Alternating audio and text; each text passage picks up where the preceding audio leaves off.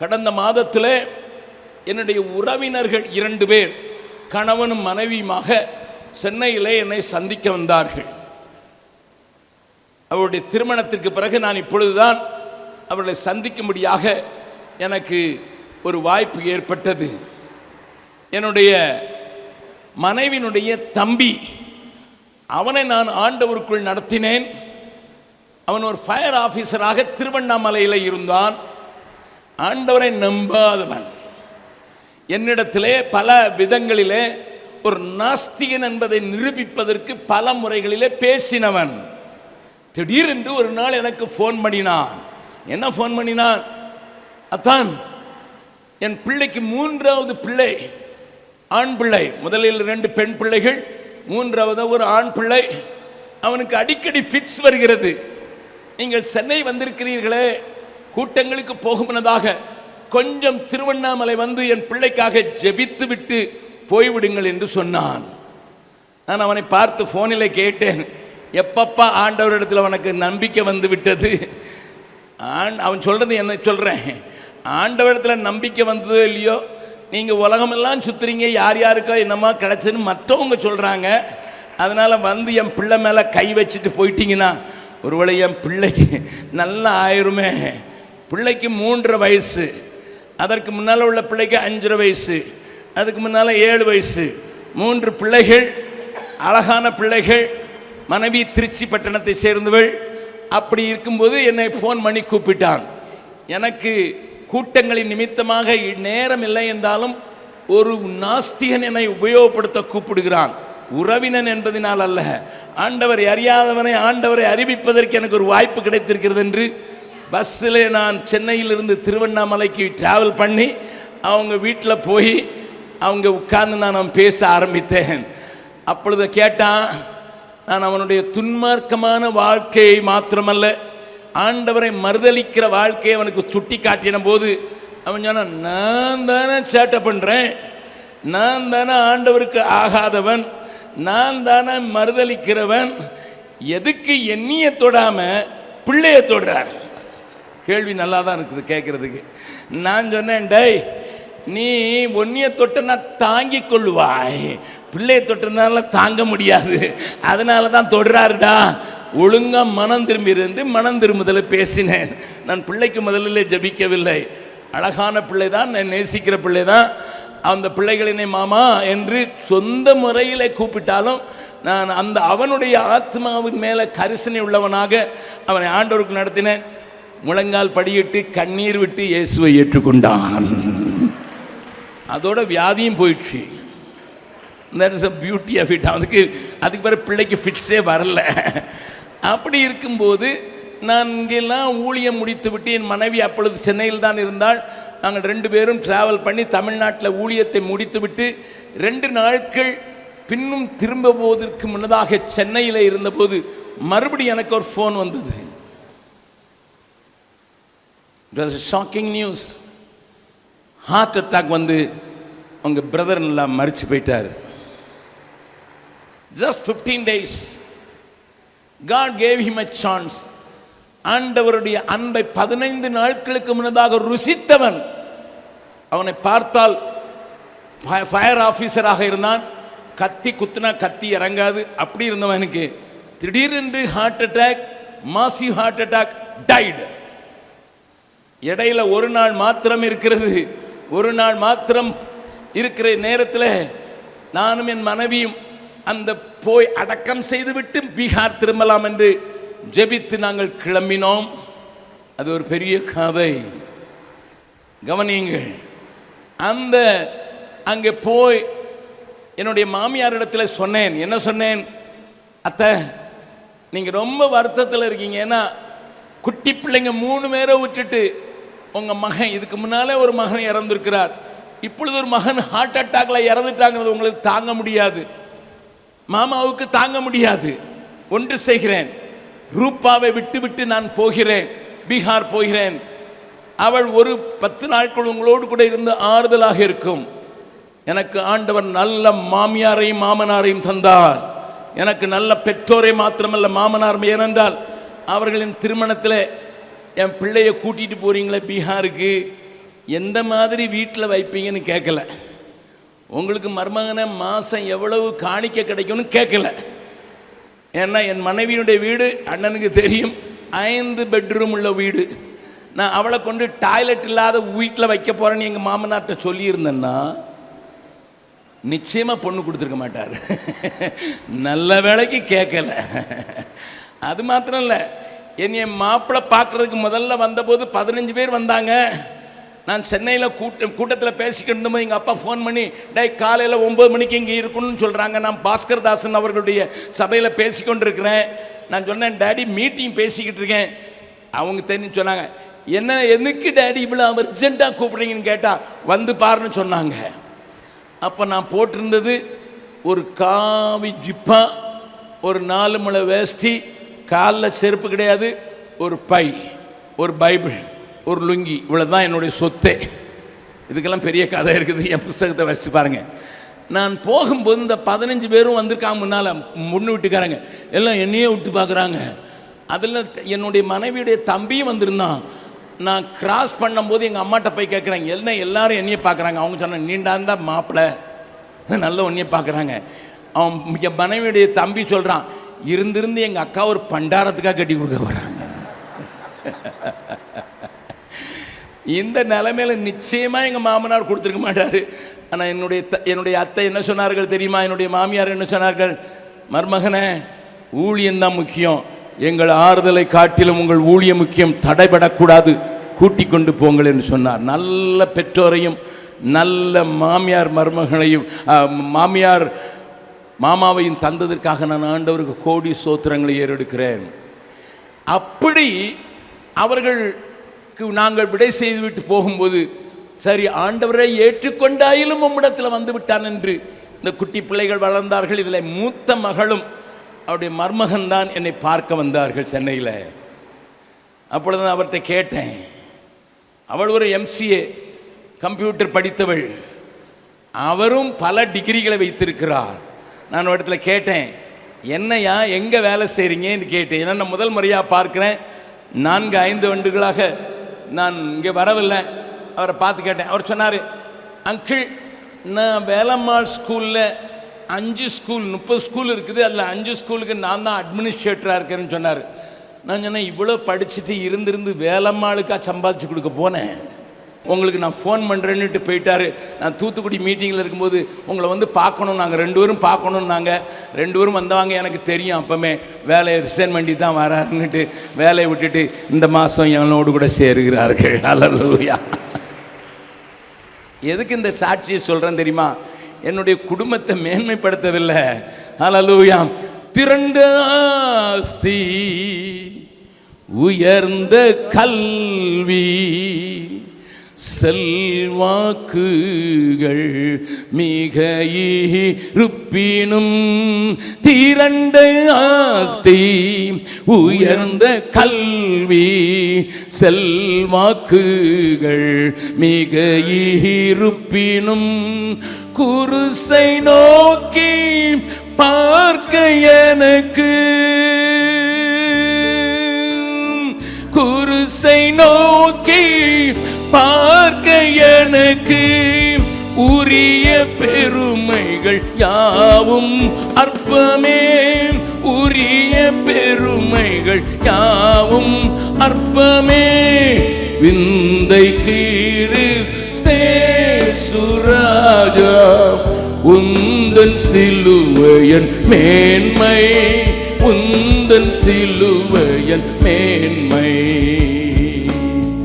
சுந்தரமிகும் இந்த பூவில், சுந்தரமிகும் இந்த பூவில், என்ன மேன்மைகள் எனக்கு இருப்பினும், என்ன மேன்மைகள் எனக்கு இருப்பினும், விந்தை கீழி சுராஜா, உந்தன் சிலுவையன் மேன்மை, உந்தன் சிலுவையன் மேன்மை. குருசை நோக்கி பார்த்துட்டா எல்லாமே குப்பையா மாறிடும். அல்லேலூயா. நல்லா கவனிங்க.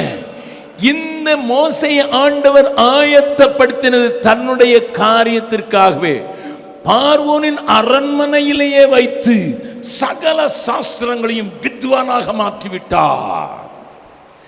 இப்போ 40 வருடங்களை தாண்டிவிட்ட மோசே, நல்லா கவனிங்க. நேற்று சொன்ன காரியத்தை சொல்றேன். 400 வருஷங்கள் ஆண்டவர் குறித்திருந்த நாட்கள். 40 வருஷமாக சகல சாஸ்திரங்களையும் வல்லவனாகி விட்டான் மோசஸ். அவங்க அம்மா முதல்லையே நல்லா பாலூட்டுறேன்னு சொல்லி ஜனங்களுக்கு பாரத்தையும் ஊட்டி விட்டாள். அவனுடைய வாழ்க்கையை குறித்தும் ஊட்டி விட்டாள். காசு வாங்கியே ஊட்டி விட்டு விட்டாள். கவர்மெண்ட் ஸ்காலர்ஷிப்லையே நீ யாருன்னு தெரிஞ்சுக்கப்பா, நீ எதுக்குன்னு தெரிஞ்சுக்கப்பா. இத்தனை பேர் செத்து போகும்போது நீ மட்டும் உயிரோடு இருக்கிறியாடா. ஏன் தெரியுமா? எங்க தைரியத்தினால அல்ல, தேவன் உன்னை குறித்து ஒரு நோக்கம் வைத்திருக்கிறான். சொல்லி சொல்லி சொல்லி அவனை பெரிதாக்கின போது நடந்த காரியத்தை தான் வேதம் நமக்கு காண்பிக்கிறது. 24வது வசனத்தை வாசிக்கலாம். எபிரேயர் 11வது அதிகாரம் 24வது வசனம். எபிரேயருக்கு நிருபம் 11வது அதிகாரம் 24வது விசுவாசத்தினாலே மோசே தான் பெரியவனான போது பார்வோனுடைய, நல்ல கவனிங்க, பக்கத்தில் உங்க கையை பிடிச்சி முகத்தை பார்த்து கேளுங்க. நீங்க விசுவாசத்தில் வளர்ந்துருக்கிறீங்களா? என்ன பதில் சொன்னாங்க? ஆமான்னு சொல்றாங்களா? ஆமா ஆமா. விசுவாசத்தில் முதிர்ச்சி, பெரியவனான போதுனா முதிர்ச்சி அடைந்த போது. முதிர்ச்சி அடைஞ்ச போது எனக்குள்ளேயும் உங்களுக்குள்ளேயும் நடக்கிற காரியத்தை, இங்க 12 காரியத்தை நான் பேச போறேன். ஒருவேளை இன்னைக்கு நாளைக்கும் சேர்ந்து ஒரு 2-3 பேசலாம். மீதியெல்லாம் பீகாருக்கு வாங்க, நான் உங்களுக்கு சொல்லித்தரேன். நல்லா கவனிங்க. விசுவாசத்தில் தேறினவர்கள் நெஞ்ச நிமித்துறது இல்லை. நான் சொல்ல போற அடையாளம்லாம் உனக்கு இருக்கான்னு பார்க்கணும். The first symbol, the first sign, the first thing which is coming out of you, உன்னுடைய வாழ்க்கையிலிருந்து வெளிப்படுகிற முதல் காரியம் விசுவாசத்தில் தேர்ன உடனே வர்றது என்ன தெரியுமா? பார்வோனுடைய குமாரத்தின் மகன் என்னப்படுவதை வெறுத்து. நமக்கு தெரிஞ்சவங்க அவங்க குடும்பத்தில் யாராவது மினிஸ்டர் ஆனா நம்ம இங்க பீத்திக்கிடுவோம். உங்க ஊர் பாஷையில் பேசுனா மினிஸ்டர் நாங்கள் ரொம்ப சொந்தக்காரங்க. என்ன சொந்தக்காரங்க? அவங்க இருக்காங்களா, அவங்க கொழுந்தனுக்கு அவங்க சொந்த, நிறுத்துப்பா, ரொம்ப நெருங்கிய உறவு தான். He's got every right to claim I am the adopted son of the queen. பார்வனுடைய குமாரத்தின் மகனாக்குன்னு சொல்றதுக்கு அத்தனை பெரிய ஐடென்டிபிகேஷன் இருந்தத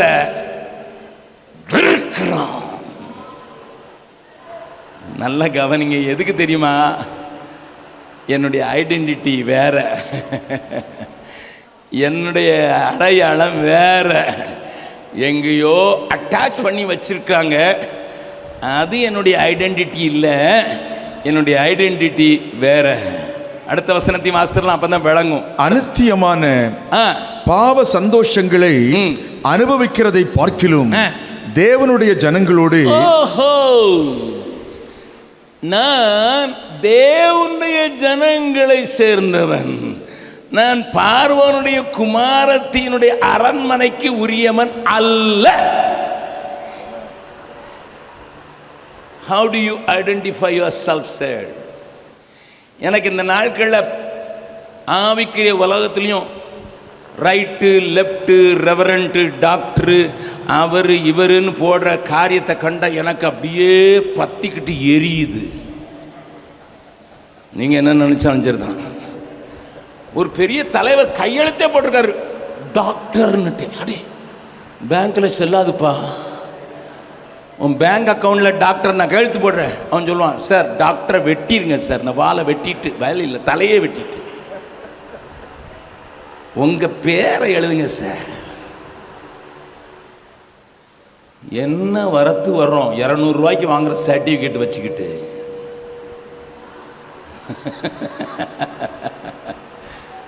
ஆனால் என்ன ஐடென்டிஃபை பண்ண போறீங்க? நான் இப்போ அரக்கோணம் மீட்டிங்கில் ஒரு சின்ன காரியம் சொன்னேன். என் ஆண்டவர் எவ்வளோ பெருசுன்னு தெரியாதனால தான் ஆண்டவர் முன்னால் ஆண்டவரை ரொம்ப என்னமோ ஒரு சாதாரண ஆள் நினச்சிட்டு ஆராதனை வீரர்கள் என்று சொல்கிறவங்க ஆண்டவரை அவமதிக்கிறார்கள். Please understand. அதை இங்கே சொல்கிறதுக்கு ஏவப்படுறேன். உங்களுக்கும் எனக்கும் பாடியில் டெம்பரேச்சர் 37.6 இருக்கலாம். அது டெம்பரேச்சர் இருக்கணும். 39 போட்டாலே நமக்கு கொஞ்சம் இழுக்கும். 40 போயிட்டால் வெட்டி கிட்டிட்டு போயிடும். 40 டிகிரி உங்களுக்கு டெம்பரேச்சர் ஆச்சுன்னா என்ன செஞ்சிடும்? ஃபிட்ஸ் வந்துடும் சார், ஃபிட்ஸ் வந்துடும். ஆனால் உனக்கு உபயோகப்படணும்னு ஒன்று ஆண்டவர் ஒரு சூரியனை உண்டாக்கி வச்சிருக்கிறாரு. அதனுடைய டெம்பரேச்சர் எவ்வளோ தெரியுமா? 6000 டிகிரி சென்டிகிரேட். அது மட்டும் கொஞ்சம் நெருங்கி வந்ததுன்னா எப்படி இருப்பீங்க? ஹலோ, உங்களுக்கு ஃபிட்ஸ் மட்டும் வராதுல்ல, போய் சேர்ந்துடும். ஆனால் அதை அந்த தூரத்தில் வச்சு உனக்கு உபயோகப்படுத்தும்படி உண்டாக்குனது என் பெரிய ஆண்டவர். அத மாதிரி பில்லியன், இன்னும் ஒரு பில்லியன், ஒரு பில்லியன், அதாவது 100 மில்லியன், 1000 மில்லியன் கொண்டது ஒரு பில்லியன். ஒரு மில்லியனுக்கு 10 லட்சம். எத்தனை சைபர் பண்ணாலும் இத்தனை சூரியன்கள் இருக்குதாங்க.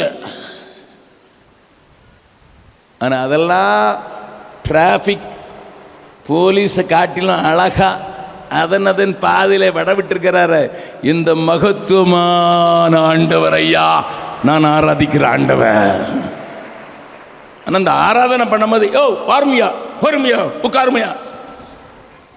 That is why I find it difficult when people worship God, they lost the adherence. அவர் ரெவரன்ஷியலை இழந்துடுறாங்களேன்னு எனக்கு பயமாக இருக்கு. கேட்டால் எங்கள் அப்பா தாங்கிறாங்க, எங்கள் அப்பா தான். ஆனால் அவரே கேட்பார், நான் பிதாவானால் எனக்கு கனம் எங்கே? லிசன், அவ்வளோ பெரிய ஆண்டவரை உடைய அவருக்கு சொந்தமான அந்த ஜனத்தோடு ஐடென்டிஃபை பண்ண போறீங்களா? பக்கத்தில் கையை பிடிச்சி கேளுங்க. அந்த ஜனத்தோடு ஐடென்டிஃபை பண்ண போறீங்களா? இல்லை பேலஸ் பேலஸ் அரண்மனைக்கு ஐடென்டிஃபை பண்ண போறீங்களா? Many times we fail to tell the world. அநேக நேரங்களில் கிறிஸ்தவன்னு சொல்றதுக்கே வெக்கமா மாறிடுது. ஏன்னா ப்ரமோஷன் அடி வாங்கிருமோ, நம்மளை ப்ரமோட் பண்ண விடாமல் போயிடுவாங்களோ. எதுக்குப்பா நியூட்ரலாக இருந்துட்டு நியூட்ரலாக போயிடுவோம். மறுபடியும் பக்கத்தில் கொஞ்சம் குலுக்கி கேளுங்க. நியூட்ரல் கியரில் இருக்கிற வண்டி 1 இன்ச்சு முன்னால் போகாது. அதனால தான் நீ முன்னேறாமலே கிடக்குற. It never goes further. சத்தம் போடும், நியூட்ரலில் கேண்டு போட்டு நீங்கள் எவ்வளோதான் ஆக்சலரேட்டர் கொடுத்தாலும் எவ்வளோதான் பெட்ரோலை குடித்தாலும் அது வெறும் சத்தம் தான் போடும், அது முன்னால் போகவே செய்யாது. நான் இயேசுவால் பிடிக்கப்பட்டவன், அவர் இரத்தத்தால் கழுவப்பட்டவன். ஆனால் அடுத்த லைன் ஃபாதர் மட்டும்தான் பாடணும், நம்ம பாட முடியாது. கொஞ்சம் பேருக்கு நான் இயேசுவால் பிடிக்கப்பட்டவன், அவர் இரத்தத்தால் கழுவப்பட்டவன், எனக்கென்று எதுக்கு போய் சொல்கிற? ஒன்றுமே இல்லையா? அடையப்பா ஒன்றுமே இல்லை. உண்மையா? உண்மைதானா? நான் சொல்லுவேன் ஐயா, நான் சொல்லுவேன். ஏன்னா எனக்கென்று ஒன்றும் இல்லை. ஏன்னா இப்போவி சொந்தமில்ல, நான் தேவனுக்குரியவன். எல்லாரும் பாடலாமா? கொஞ்சமாவது இருக்குது பிரதர், ஆனால் அது மேலே எனக்கு பிடிப்பு இல்லை. அது மட்டும் சொல்லுங்க. வீடு இருக்கும், கார் இருக்கும், கோழி இருக்கும், ஆடு இருக்கும், மாடு இருக்கும், இருக்குது பிரதர். ஆனால் அது மேலே எனக்கு பிடிப்பே இல்லை. அதுவும் என்ன பிடிக்கிறது இல்லை, நானும் அதை பிடிச்சுக்கிட்டு இருக்கிறது இல்லை. ஏனென்றால் உலகம் எனக்காக சிலுவையில் அறையுண்டிருக்கிறது, நானும் உலகத்திற்காக சிலுவையில் அறையுண்டு இருக்கிறேன். எல்லாரும் சேர்ந்து உண்மையா எனக்கு இந்த உலகத்தின் மேல, உலகத்தின் காரியங்கள் மேல பிடிப்பில்லைன்னு சொல்றவங்க மாத்திரம் தைரியமா கரங்களை தட்டி பாட போறோம். நான் இயேசுவால பிடிக்கப்பட்டவன், அவர் இரத்தத்தால கழுவப்பட்டவன். நான் இயேசுவால பிடிக்கப்பட்டவன், அவர் இரத்தத்தால கழுவப்பட்டவன். எனக்கென்று எதுவும் இல்லை, இப்பூவி சொந்தம் அல்ல. எனக்கென்று எதுவும் இல்லை, இப்பூவி சொந்தம் அல்ல. எல்லாமே இயேசு, எல்லாம் இயேசு, எல்லாம் இயேசு, இயேசு, இயேசு, எல்லாம் இயேசு, இயேசு, இயேசு. லாபமான அனைத்தையுமே நஷ்டம் என்று கருதுகிறேன். லாபமான அனைத்தையுமே நஷ்டம் என்று கருதுகிறேன். இயேசுவை அறிகின்ற தாகத்தினால், இயேசுவை அறிகின்ற தாகத்தினால் எல்லாமே இழந்து விட்டேன். நான் எல்லாமே இழந்து விட்டேன். நான் இயேசுவால பிடிக்கப்பட்டவன், அவர் இரத்தத்தால கழுவப்பட்டவன். நான் இயேசுவால பிடிக்கப்பட்டவன், அவர் இரத்தத்தால கழுவப்பட்டவன். எனக்கென்று எதுவும் இல்லை, இப்பூவி சொந்தம் அல்ல. எனக்கென்று எதுவும் இல்லை, இப்பூவி சொந்தம் அல்ல. எல்லாமே இயேசு, எல்லாம் இயேசு, எல்லாம் இயேசு, இயேசு, இயேசு, எல்லாம் இயேசு, இயேசு, இயேசு. ஹல்லேலூயா. ஆனா இன்னொரு வார்த்தை அங்க போட்டிருக்குது, அதான் கொஞ்சம் கஷ்டமா இருக்குது. ஐடென்டிஃபிகேஷன் பண்ணணும். தேவனுடைய பிள்ளை, தேவன் பெரிய எஜமானா இருக்கும். அது வார்த்தையினால எல்லாம் உண்டாக்கிட்டார், எல்லாம் உண்டாக்கிட்டார். பெரிய வீட்டு பிள்ளையாக்கும். இந்த சின்ன ஆளுங்களுக்கு நல்ல நான் ராஜாதி ராஜாவுக்கு பிள்ளை. அதனால தான் சிலர் நாங்கள் ராஜாதி ராஜா பிள்ளைன்னு ராஜா மாதிரி ட்ரெஸ் பண்ண ஆரம்பிச்சிருக்காங்க நம்ம ஊரில்.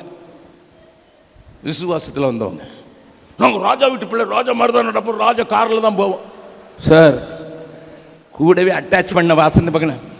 தேவ ஜனத்தோடு துன்பத்தை அனுபவிப்பதையே தெரிந்து கொண்டு. வசனம் படிக்கும்போது கொஞ்சம் அழுத்தமா ஆழமா படிக்கணும். நீங்க ஐடென்டிஃபை பண்றதோடு நின்ற முடியாது. நீங்க எதை சூஸ் பண்றீங்கிறது முக்கியம். அதுக்கு முன்னால் எழுதியிருக்கிறாரு, அநித்தியமான பாவ சந்தோஷங்களை அனுபவிப்பதை பார்க்கிலும். Sir, is it wrong to enjoy what the Lord gave me? மோசே இப்படி கேட்டிருக்கலாம், பார்வோனின் அரண்மனையில் வச்சு எனக்கு அதிகாரம் தந்து நிறைய கோல்டு போட்டு எனக்கு பெரிய PhD எல்லாம் கொடுத்து பெரிய பெரிய டிகிரி எல்லாம் வாங்குறதுக்கு வசதி செய்தார. அது பாவ சந்தோஷமா?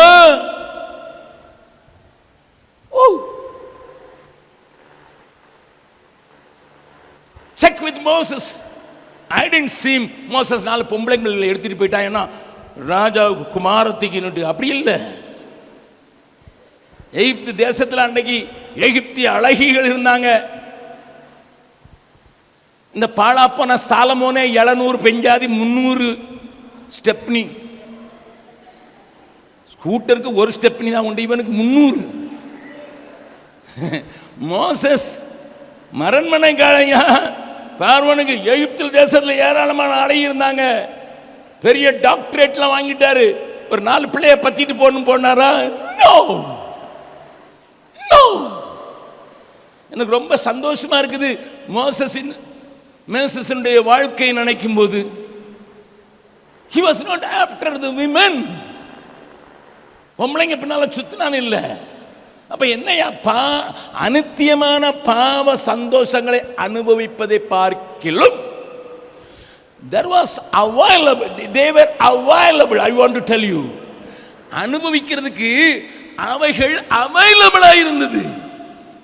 குடிக்கலாம், வெறிக்கலாம், மந்திரவாதிகளை கூப்பிட்டு சோசியம் கேட்கலாம். அதுதான் அன்னைக்கு எகிப்து. அவங்களே சொன்னாங்களே பின்னால வனாந்திரத்தில் இருக்கும்போது, எகிப்து தேசத்தில் இறைச்சி பாத்திரங்கள் அண்டை, பிளேட்ல இல்ல.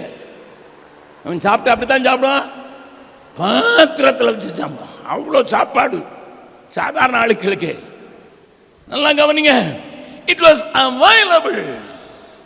Girls available. The beauties were available. Hello. The world offers. The Pharaoh's palace offers. Enjoy me. என்னை அனுபவியடா, அனுபவி. உனக்கு அதிகாரம் இருக்குது, உனக்கு பேர் இருக்குது, உனக்கு உரிமை இருக்குது. Yes sir, yes. ஆனா மோசேக்கு தெரியும், எல்லாவற்றையும் அனுபவிக்க எனக்கு அதிகாரம் உண்டு. எல்லாம் பக்கத்தில் உங்க கையை பிடிச்சி முகத்தை பார்த்து கண்ணுக்குள்ள பார்த்து கேட்கணும், தகுதியானதை மாத்திரம்தான் அனுபவிக்கிறீர்களோ? The second thing I would like to bring this, இரண்டாவது காரியம் நான் காண்பிக்க விரும்புகிறதெல்லாம், எனக்கு அனுபவிக்க முடியாத ஏராளமானவைகள் இருக்கிறது. As a free man in Christ Jesus, இயேசு கிறிஸ்துவில் சுதந்திரமாக மாற்றப்பட்டிருக்கிற எனக்கும் உனக்கும் எல்லாவற்றையும் அதிகாரத்தை அனுபவிக்கிறதற்கு, சந்தோஷங்களை அனுபவிப்பதற்கு எனக்கு உரிமை உண்டு. முதலாவது, நீ யாரோடு ஐடென்டிஃபை பண்ண வேண்டும் என்பதை சரியாக புரிந்து கொள்ளுவாய். இரண்டாவது, நீ எதை தெரிந்து கொள்ள வேண்டும் என்பது உன்னுடைய இருதயத்தின் ஆழத்தில் தெரியும்.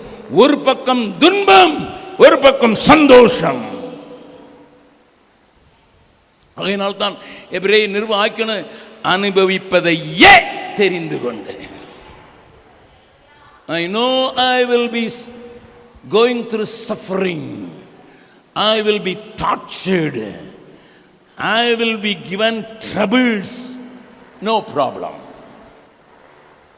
By identifying myself with godly people, I may be killed even.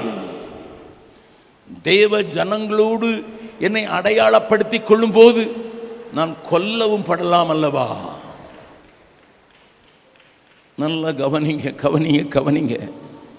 விசுவாசத்திலே பலப்பட்டது உண்மை என்றால், விசுவாசிகளின் விசுவாசம் இன்றைக்கு பலப்படுவதற்குரிய ஆகாரம் உங்களுக்கும் எனக்கும் புல்பிட்டிலிருந்து பாய்ந்தோட வேண்டும்.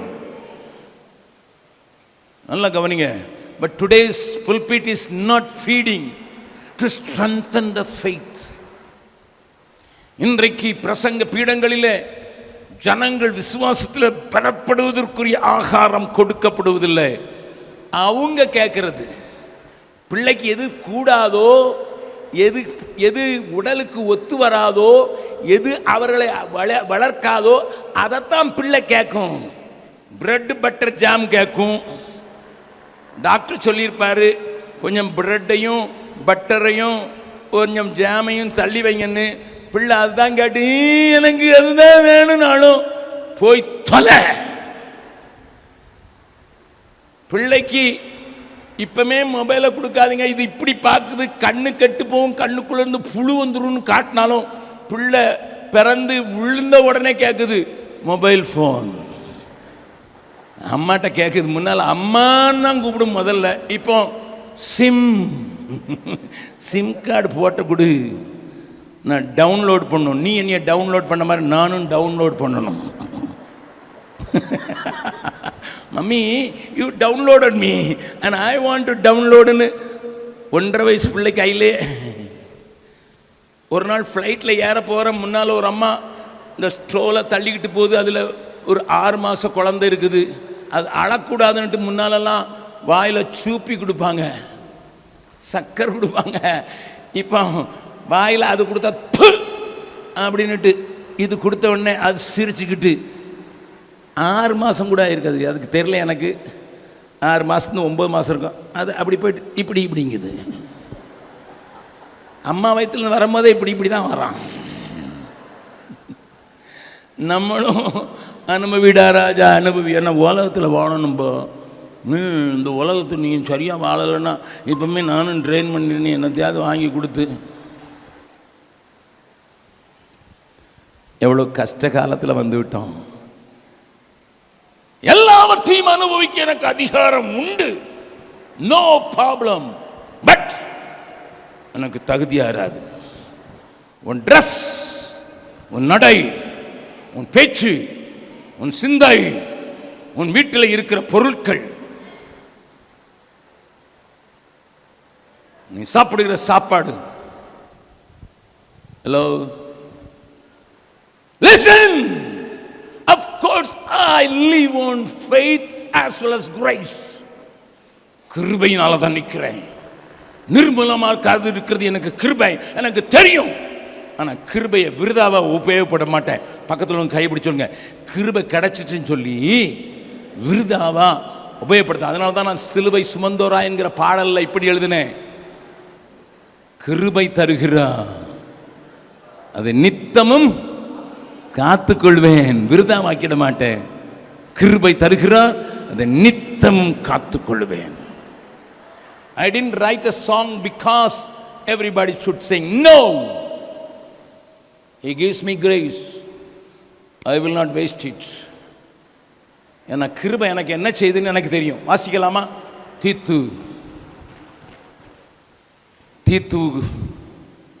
தீத்துவுக்கு பவுல் எழுதின அந்த நிருபத்தில் 2வது அதிகாரம் 11 13 வரைக்கும் வாசிக்கலாம்.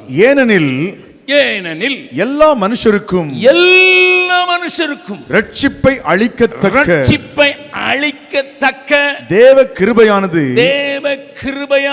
பிரசன்னமாகி எனக்கு என்ன செய்து, நாம் அவபக்தியையும் லௌகீக இச்சைகளையும் வெறுத்து தெளிந்த புத்தியும் நீதியும் தேவ பக்தியும் உள்ளவர்களாய் இவ்வுலகத்திலே ஜீவனம் பண்ணி நாம் நம்பியிருக்கிற ஆனந்த பாக்கியத்துக்கும் மகாதேவனும் நமது இரட்சகருமாகிய இயேசு கிறிஸ்துவினுடைய மகிமையின் பிரசன்னமாகுதலுக்கும் எதிர்பார்த்து கொண்டிருக்கும்படி நமக்கு போதிக்கிறது. The grace teaches. கிருபை எனக்கு போதிக்குதுயா. என்ன போதிக்கு தெரியுமா? முதல்ல போதிக்கிறது 12வது வசனத்தில் தெளிவா இருக்குது. பவுல் அழகா சொல்றாரு, நாம் அவபக்தியாய், இது பக்திக்குரியது அல்ல, அதை வெறுக்க, லௌகீக இச்சைகளை வெறுக்க. It starts with that. கிருபை அதுதான் போதிக்குது. கிருபை அதுதான் போதிக்குது. அவருடைய வருகைக்கு என்னை எதிர்பார்க்கும்படியாக எனக்கு உந்தி தள்ளி போதிக்கிறது. நல்லா கவனிங்க. தவறா பிரசங்கம் பண்ணப்படுகிறத பாதியை கேட்டுட்டு கிருபை கிருபை கிருபை கிருபை கிருபை கிருபை கிருபன் நல்லதுதான், எனக்கும் தெரியும் கிருபையை பற்றி பேசுறதுக்கு. But grace is teaching you. Never forget that. சிலுவை போதிக்கிறது. அவபக்தி அடையாளம் காட்டி கொடுத்துரும், லௌகிக இச்சைகளை அடையாளம் காட்டிக்கிறோம். கிருபை உனக்கு சொல்லிக் கொடுக்கிறது தெரியுமா? This belongs to the world, this belongs to godliness. அதை NIV வெர்ஷன்ல சொல்லி இருக்குது. The grace teaches me to know what is worldliness, what is godliness.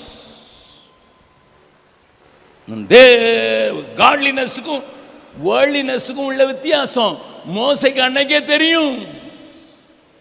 அதனால தான் அவன் சொன்னான், உம்முடைய கண்களில் எனக்கு கிருபை கிடைத்ததானால்.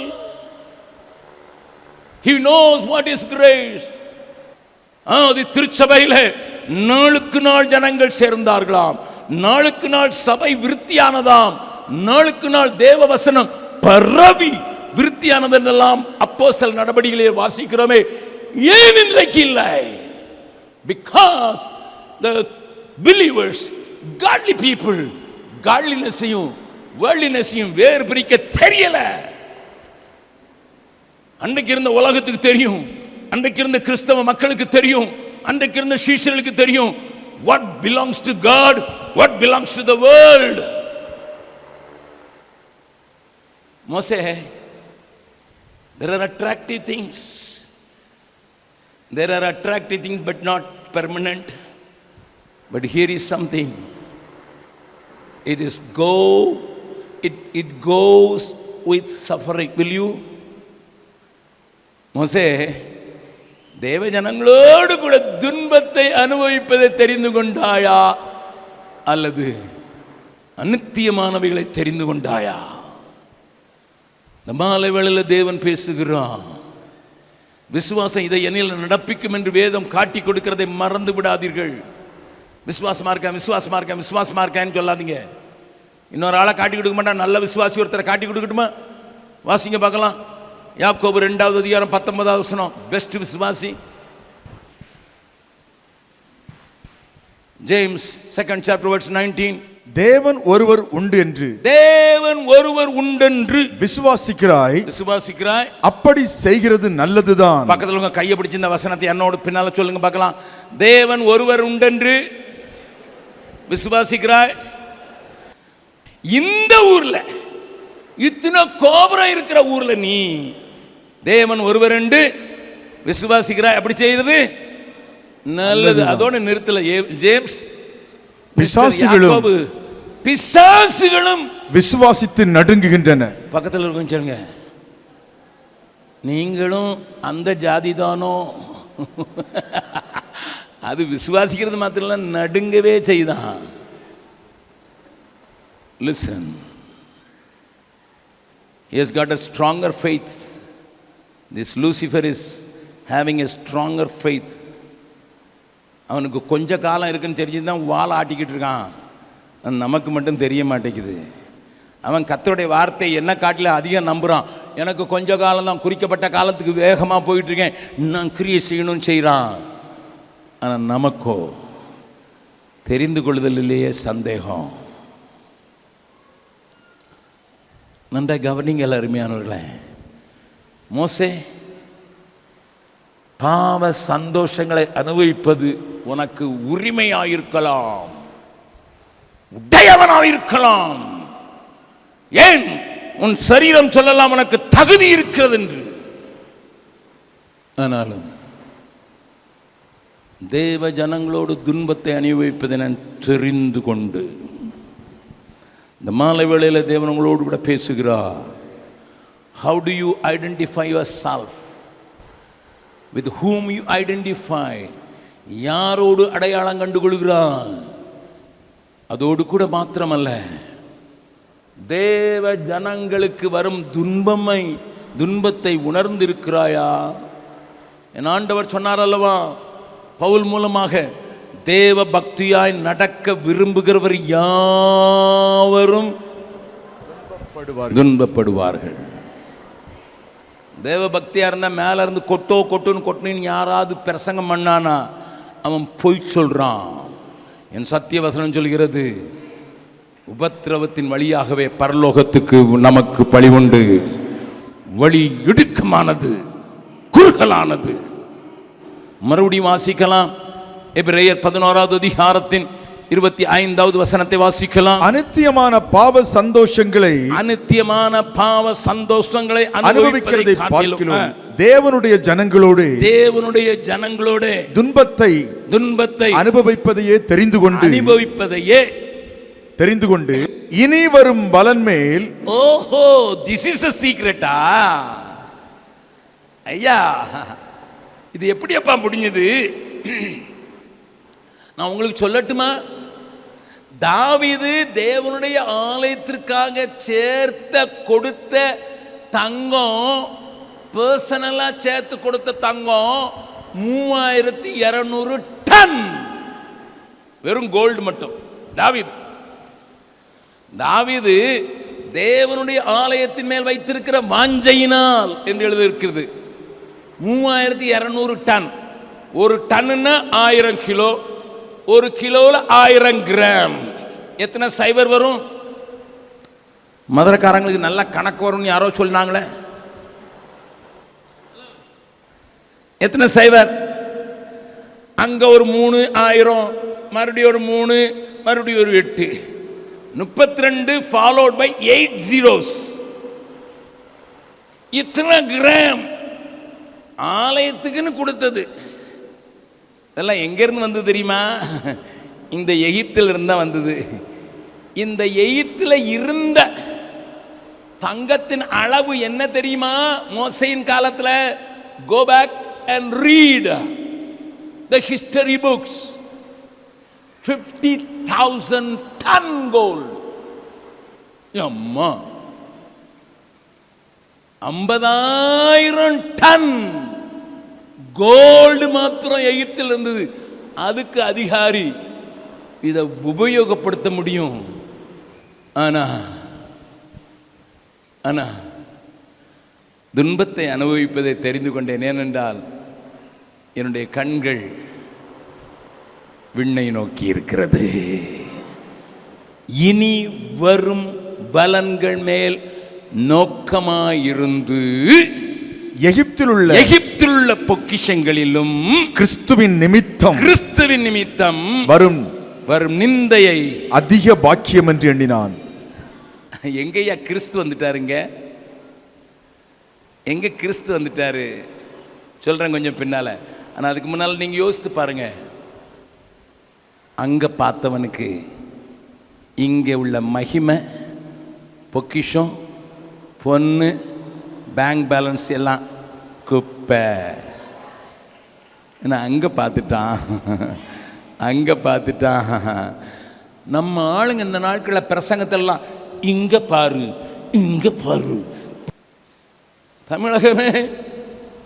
தமிழகமே அதனாலதான் அந்த பாட்டை இப்படி எழுத வேண்டியிருந்தது. விண்ணை விட்டு என் கண்ணை அகற்றிடே,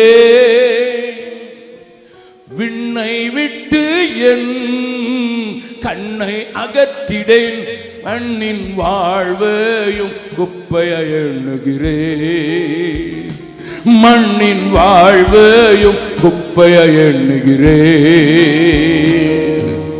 விண்ணின் வார்த்தைக்கு என்னை தருகிறேன், உண்மை உள்ளவன் என்று அழைப்பீ. விண்ணின் வார்த்தைக்கு என்னை தருகிறேன், உண்மை உள்ளவன் என்று அழைப்பீ. ஹல்லேலூயா, ஹல்லேலூயா, ஹல்லேலூயா, ஹல்லேலூயா. இயேசு தாங்குவார், அவரே சுமப்பார், ஒரு போதும் கைவிடவே மாட்டார். இயேசு தாங்குவார், அவரே சுமப்பார், ஒரு போதும் கைவிடவே மாட்டார். ஹல்லேலூயா, ஹல்லேலூயா, ஹல்லேலூயா, ஹல்லேலூயா, ஹல்லேலூயா, ஹல்லேலூயா. என் வாழ்க்கையை மாற்றியமைத்த அநேக காரியங்களில் ஒரு காரியத்தை நான் மறக்கவே மாட்டேன். நல்ல கிறிஸ்தவ குடும்பத்தில் பிறந்தவனாய் இருந்த போதிலும் 3.5 வயதிலேயே என் அம்மா டீச்சராக இருந்தபடினாலே எனக்கு வேதத்தை வாசிக்க சொல்லிக் கொடுத்திருந்தார்கள்.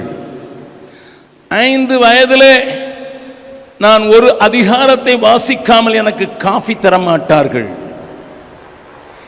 7 வயதிலே ஒவ்வொரு ஞாயிற்றுக்கிழமையும் நான் ஒரு ஆங்கிலிக்கனாக இருந்தபடியினால் ஒரு அதிகாரத்தை பாராமல் சொல்ல வேண்டும். ஒரு ஜெப புஸ்தகத்தில் இருக்கிற சுருக்க ஜெபத்தை சொல்ல வேண்டும். ஆலயத்தில் கேட்ட சர்மனை வாமிட் பண்ண வேண்டும். அப்பொழுதுதான் எனக்கு மத்தியானம் சாப்பாடு கிடைத்தது. எனக்கு ஒரு தடவை அம்மா போட்டிருந்தது உச்சந்தலிருந்து உள்ளங்கால் வரைக்கும்.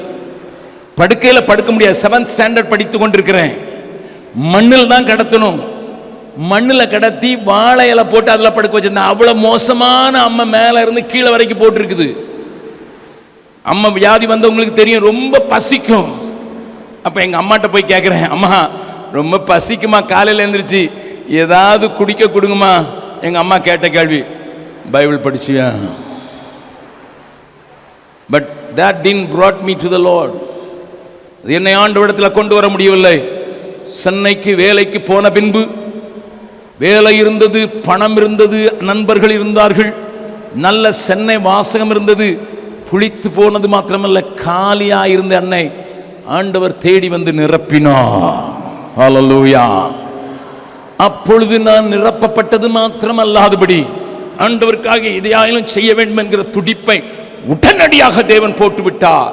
என் கம்பெனியில் இருந்த இன்னொரு கேரளா சகோதரன், அவரை இழுத்துக்கொண்டு நான் சொன்னேன், ஆண்டவருக்கு ஏதாச்சும் செய்யணும். அவர் சொன்னார், எனக்கு தமிழ் சரியாக வராது ஜெபக்குமார்.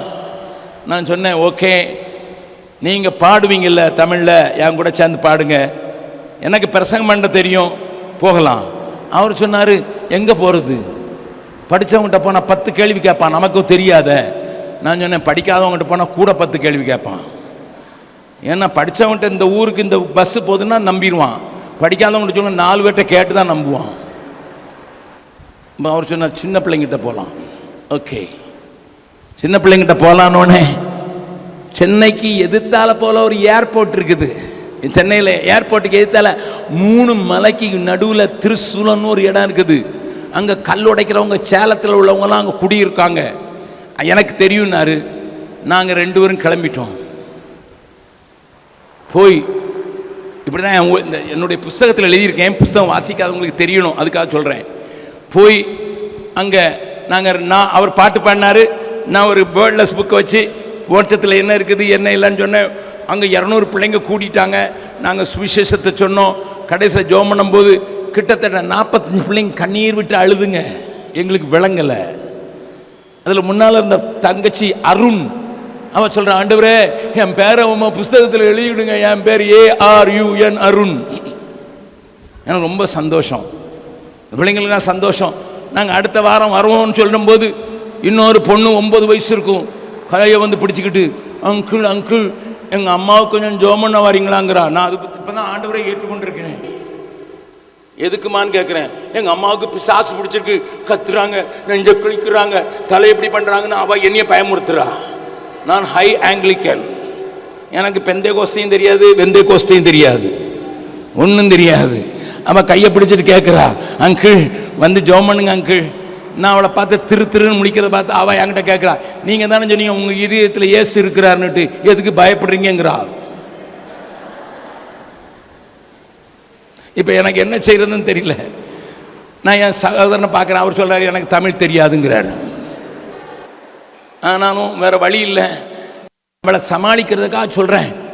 அடுத்த வாரம் பாப்பா, சமாளிக்கிறதுக்காக நல்லா ஜோம் பண்ணிட்டு அடுத்த வாரம் அந்த பிள்ளை கையை பிடிச்சிட்டு சொல்ல, எங்கள் அம்மா அதுக்குள்ளே செத்து போயிட்டாங்கன்னா விடவும் மாட்டேங்கிறா. சாயங்காலம் இருட்டாயிடுச்சு. நான் என் ஃப்ரெண்டை விடலை, இவ என்னைய விடலை, ஊர்வலமாக போகிறோம். ஒரு சின்ன குடிசை, 3 அடி தான் அதில் வாசல். அது அவள் குனிஞ்சு உள்ளே எங்களை கூப்பிடுறா, என் கையை பிடிச்சிருக்கா, இழுக்கமாக பிடிச்சிருக்கான், என்னை உள்ளே இழுக்கிறான். நான் உள்ளே போகிறதுக்கு பார்த்தா உள்ளே ஒரே புகை காடு. ஏன்னா ஒரு பாட்டில் வச்சு மொபைல் ஆயில் ஊற்றி திரி அடித்து அங்கே ஒரே புகை, ஒன்றும் தெரியல. அந்த அம்மா மட்டும் வாய் சத்தம் போடுறது மட்டும் கேட்குது. எனக்கும் இங்கே குடல் வாயிலுக்கு வருது. எனக்கு பயம், பயங்கரமான பயம். இவரை பார்த்தா எனக்கு குனிய முடியாது, என்னைய காட்டிலும் 6 inches ஹை. அதனால் அவர் சொன்னார் வர முடியாதுன்னா ஒன்று அவுட்டு. இப்போ நான் தான் மாட்டிக்கிட்ட ஆள். நான் எங்கள் வீட்டில் ஒரே ஒரு ஜபத்தை தான் பார்த்துருக்கேன். என் 3வது தங்கச்சி சாக கிடந்தபோது நாங்கள் குடும்பமாக கையை வைத்து ஆண்டவரை சீக்கிரமாக எடுத்துக்கிடுன்னு, அதுதான் எங்களுக்கு தெரியும். இந்த ஜபத்தை தவிர வேறு ஒரு ஜபம் பார்த்ததில்லை. இப்போ இவ கையை பிடிச்சி, இவ சின்ன பிள்ளைங்க மட்டும் இல்லை, ரொம்ப அவளுக்கு பயங்கரமான விசுவாசம். எனக்கு அது இல்லவே இல்லை.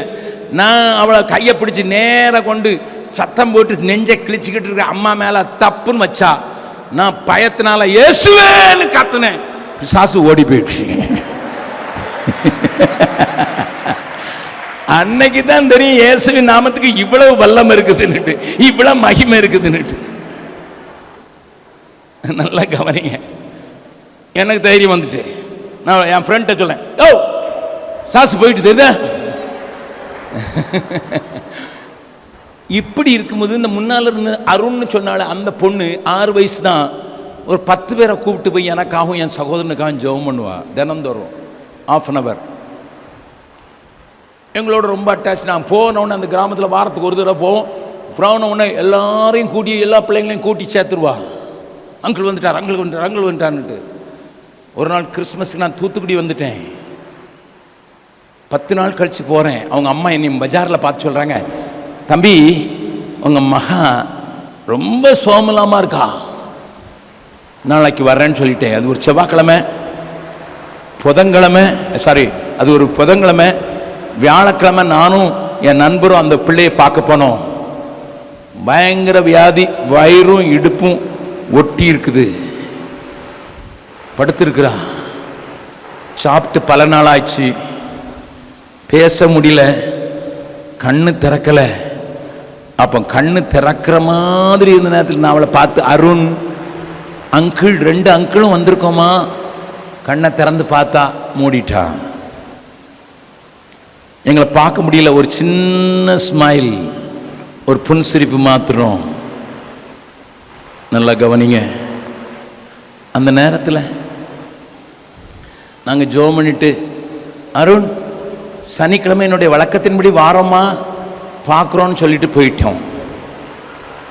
வெள்ளிக்கிழமை வந்தது. மத்தியானம் 12 மணிக்கு அவங்க அம்மாவை கூப்பிட்டுருக்கா, மம்மி வாங்க, உங்களுக்கு பாய், இனிமே உங்களை பார்க்க மாட்டேன்.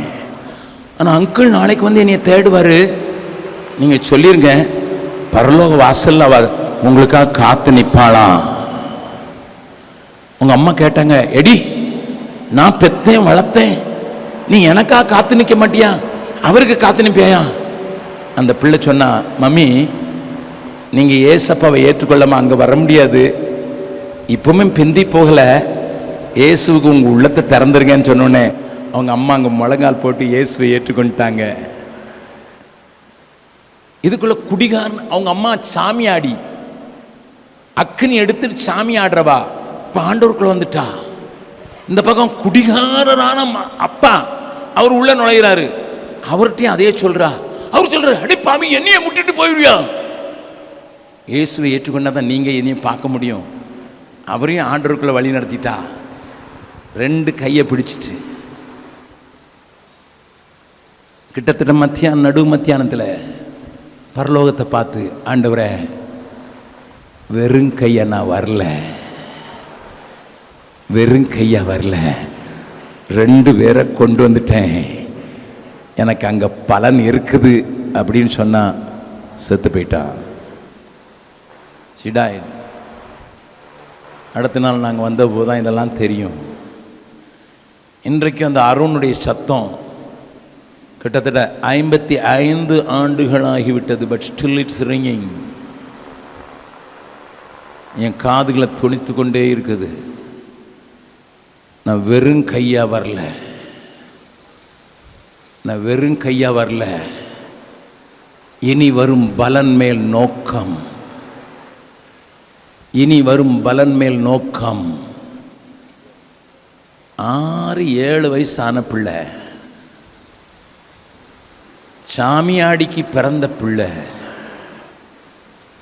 குடிகார தகப்பனுக்கு பிறந்த பிள்ளை, மரிக்கும் தருவாயில் 2 கையிலையும் பிடித்துக்கொண்டு வெறும் கையாய் பர லோகத்தில் வந்திடேன் இயேசுநாதா, வெறும் கையாய் பர லோகத்தில் வந்திடேன் இயேசுநாதா, ஆத்தும ஆதாயம் செய்திடவே ஆசி பொழிந்தருளும். ஆத்தும ஆதாயம் செய்திடவே ஆசி பொழிந்தருளும். பாவம் பெருகுதே பாரும் பரமேசுவே, அழியும் மனுகுலம் அதையும் ரட்சிப்பீரே. அழியும் மனுகுலம் அதையும் ரட்சிப்பீரே. ஆத்தும ரட்சிப்பிழந்தவர் ஆயிரம் ஆயிரமா, ஆத்தும ரட்சிப்பிழந்தவர் ஆயிரம் ஆயிரமா. அன்றாடம் இந்த மண்ணடியில் அழிந்து சாகின்றாரே. அன்றாடம் இந்த மண்ணடியில் அழிந்து சாகின்றாரே. பாவம் பெருகுதே பாரும் பரன் இயேசுவே, அழியும் மனுகுலம் அதையும் ரட்சிப்பீரே. அழியும் மனுகுலம் அதையும் ரட்சிப்பீரே. எமது காரியமாகவே யாரை அனுப்பிடுவே, எமது காரியமாகவே யாரை அனுப்பிடுவே என்றவரைக்கும் இந்த சத்தம் என்னுள்ளம் தோனிக்குதே. என்றவரைக்கும் இந்த சத்தம் என்னுள்ளம் தோனிக்குதே. பாவம் பெருகுதே பாரும் பரன் இயேசுவே,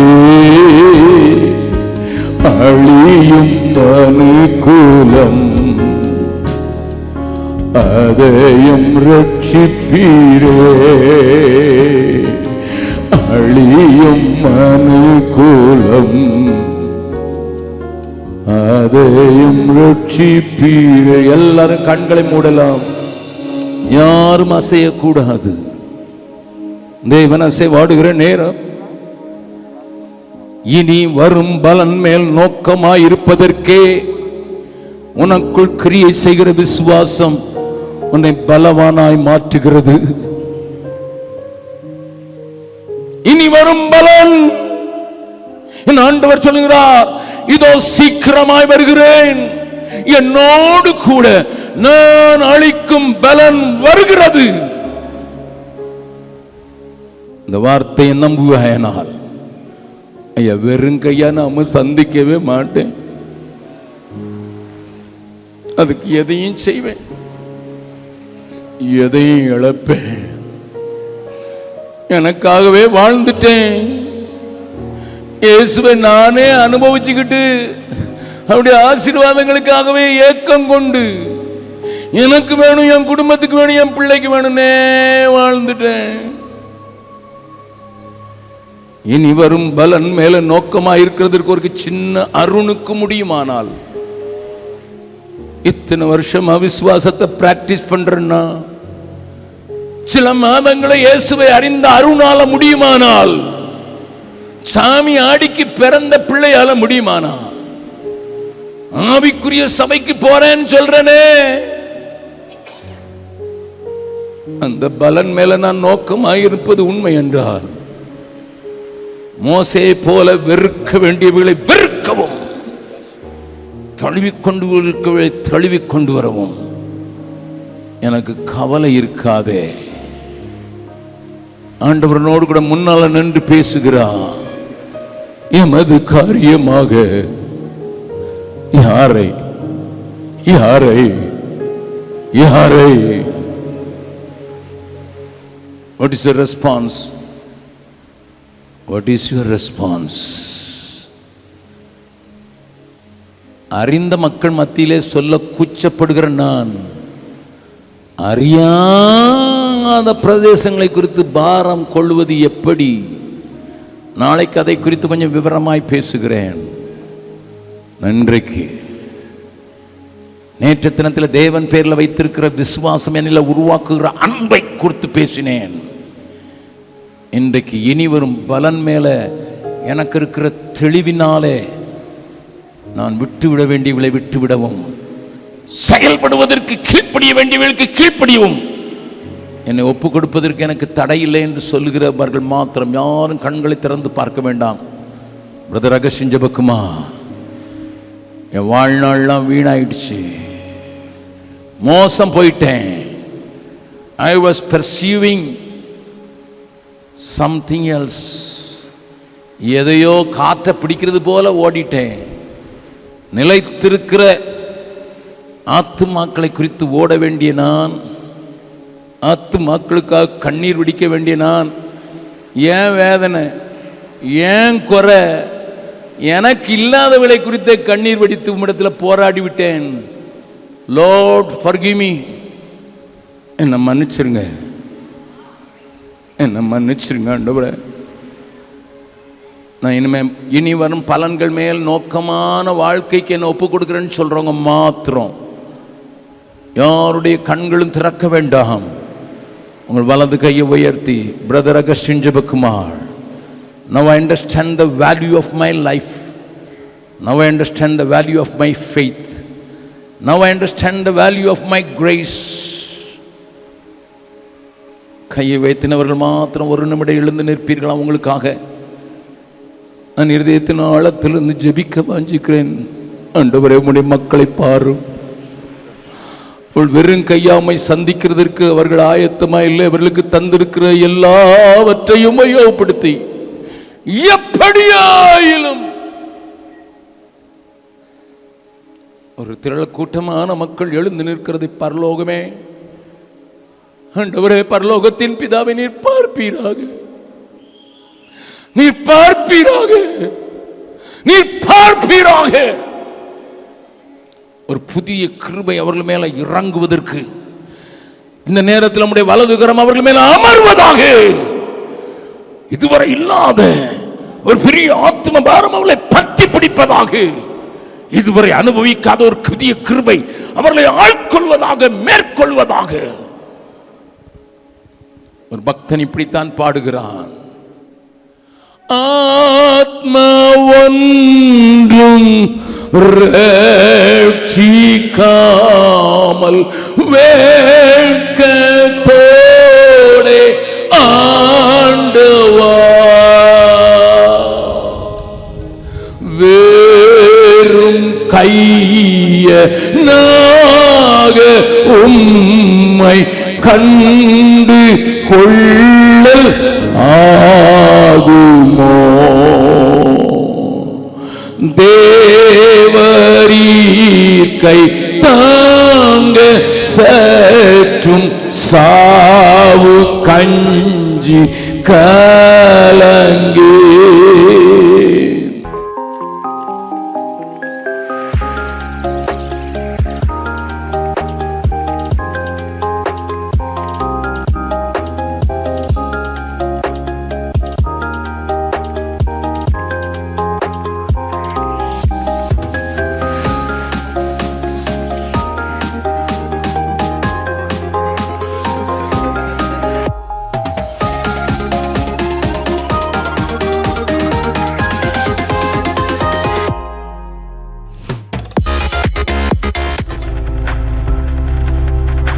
பார்த்து கொண்டிருப்பது உங்கள் ஜாய் டிவி. உங்கள் துக்கம் சந்தோஷமாய் மாறும்.